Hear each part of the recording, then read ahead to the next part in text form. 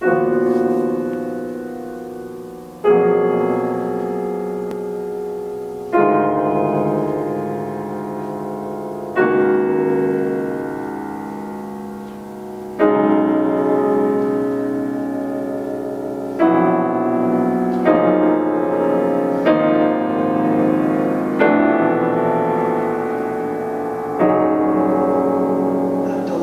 be with you. One of the things that I know best and am most excited about is helping young talent.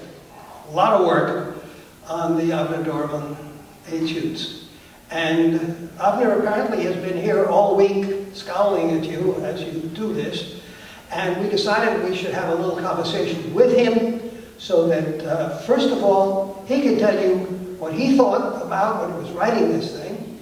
And also, if any of you along our way have questions for him or comments, or he says, well, I thought this part would be very difficult, and you said, it was a snap.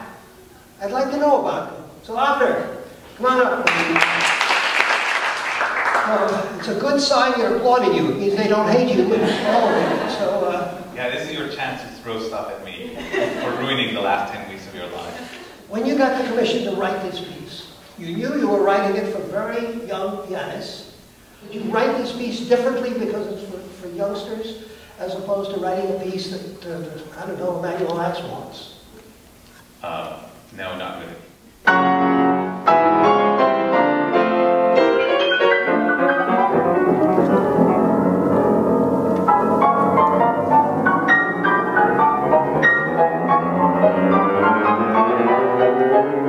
I knew that the level of the competitors is really high, so it was like, yeah, I'm going to write something really difficult with them, because they can do it. And actually, some of the jurors have told me that that's really good for them, because sometimes they go to a competition and the commissioned piece is so easy that you can't learn anything about the pianist.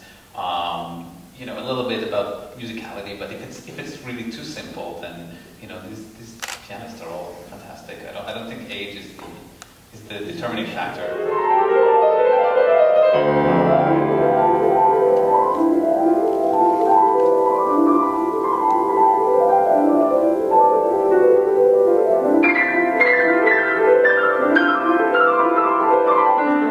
When you create a piece up to like now, after you've heard us play it so many different ways, are there any things about the piece that you'd like to change? Specifically this piece, no.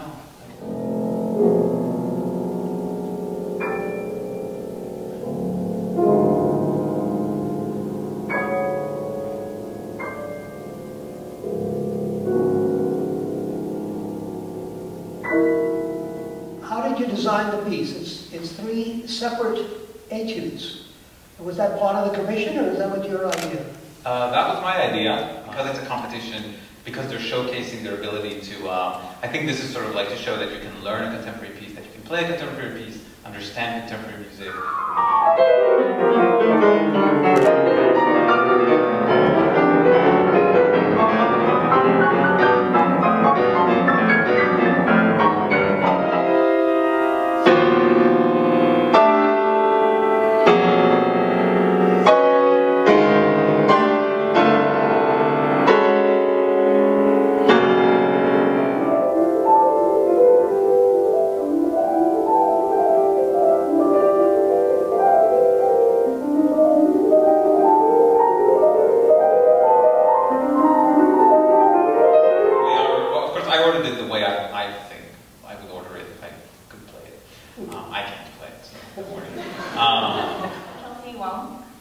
I had a question about the third movement. Like, how did you structure it? I mean, I'm thinking specifically the development section, because it's just so wild. Like, what were you thinking? I mean, sorry, I should have reworded. What were you drinking? No, like, how are you? Now I have to come up with something really interesting. No, like musically speaking, because like it's so intense, and then it builds up to like this tragic or like crazy climax.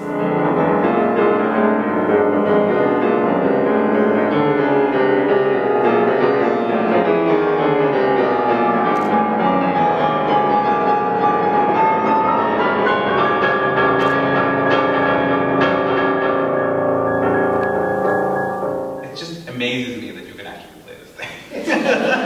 It's just looking at your hand like, wait, is that a human being doing that? Why do you write so difficult? Why do you write nice? Look at Mozart, nice.